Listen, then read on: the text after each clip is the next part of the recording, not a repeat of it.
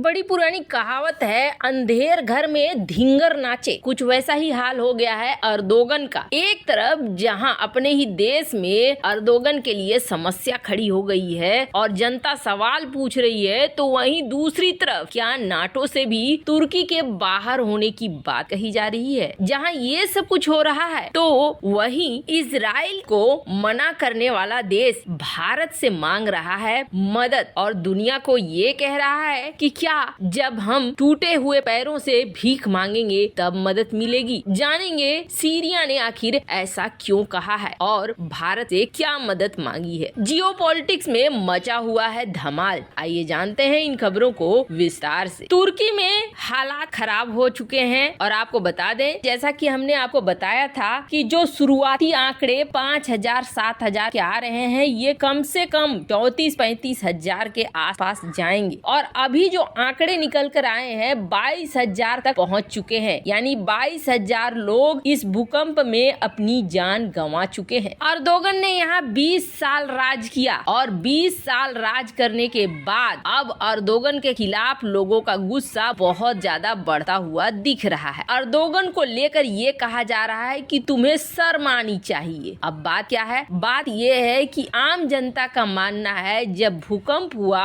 उस वक्त स्थिति बहुत खराब थी और शुरुआती जो घंटे होते हैं जान को बचाया जा सकता था, लेकिन अर्दोगन ने उस तरीके से यानी सरकार ने उस तरीके से रिस्पॉन्स नहीं दिया, जिसकी वजह से जान जाने की संख्या और ज्यादा बढ़ रही है। यही वजह है कि तुर्की में अर्दोगन के खिलाफ लोगों का गुस्सा अब बढ़ता जा रहा है। 20 साल के लिए जो अर्दोगन ने राज किया वो राज अब हिलता हुआ दिख रहा है। वैसे आपको बता दें, ये एक ऐसा समय था जिस समय अर्दोगन ने तुरंत दुनिया से मदद मांगी थी और दुनिया से जब मदद मांगी तो आपको बता दें पहला देश भारत था जिसने मदद भेजा और भारत की मेडिकल टीम पहुंची। इस बात को खुद तुर्की ही मान रहा है। तुर्की ने स्पष्ट इस बात को कहा कि भारत ने इमरजेंसी रिलीफ कंसाइनमेंट तुरंत सेंड कर दिए जैसे ही हमने मांगा था। विद इन आवर्स, कुछ घंटे में ही भारत ने रिस्पॉन्ड किया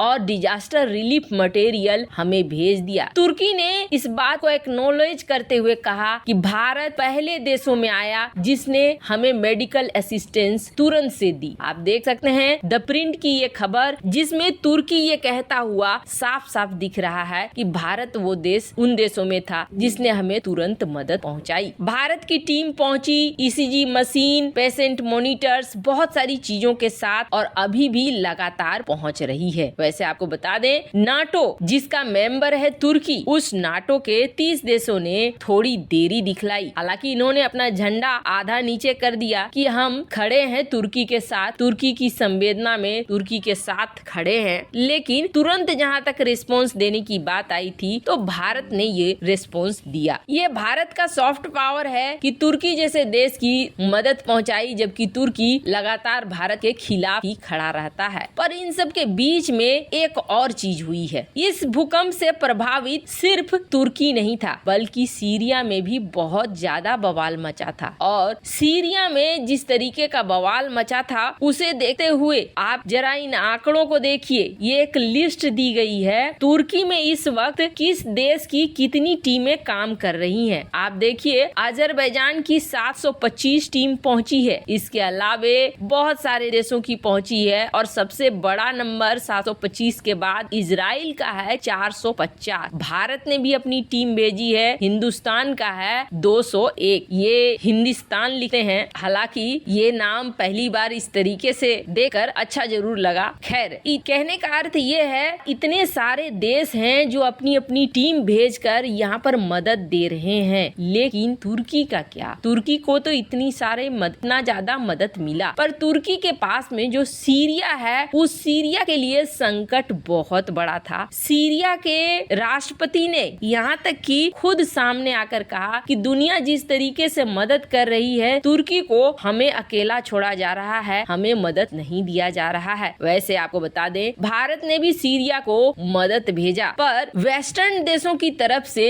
कोई मदद उस तरीके से नहीं आ रहा था। जब राष्ट्रपति अल बसर ने कहा तो उसके बाद देखने को मिल रहा है कि यूके ने भी कुछ पैसे रिलीज रिलीज किए हैं, तो वहीं अमेरिका ने भी कुछ पैसे रिलीज किए हैं मदद करने के लिए। पर इन सब के बीच में सीरिया के लिए भारत के मदद के बाद भी सीरिया ने यही समझा कि भारत है जो मदद कर सकता है। आप देख सकते हैं सीरिया ने भारत को खत लिखा और कहा कि आप अपनी रेस्क्यू टीम हमें भेजिए, हमें और ज्यादा मदद भेजिए, हमें मदद की जरूरत है। वैसे आपको बता दें ये वही सीरिया है जहां इजराइल ने मदद के लिए भेजा था, पर इजराइल के मदद को सीरिया ने स्वीकार नहीं किया और ये कहा कि इजराइल हमें दशकों से मारता आया है, हम उसकी मदद नहीं लेना चाहते हैं। लेकिन इसी सीरिया ने भारत को खत लिखा और भारत की टीम मांगी है ताकि अपने लोगों को बचा सके। उसके साथ ही अमेरिका ने भी सीरिया पे लगने वाले आर्थिक सैंक्शन को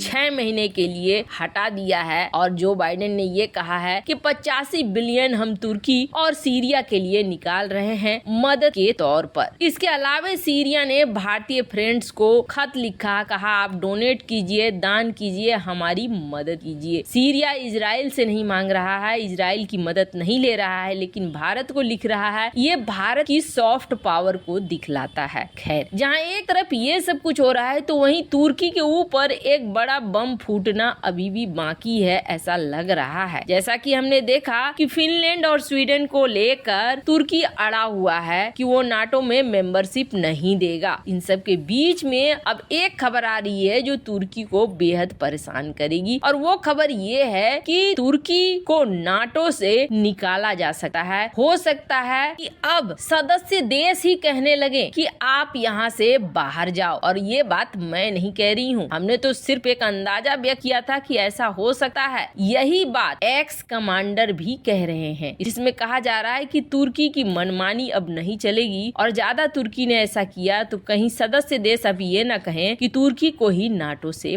बाहर निकालो। वैसे इन सब मामले में आपकी क्या राय है, कमेंट कर जरूर बताएं। जल्द मिलते हैं अगले वीडियो में नई खबर के साथ।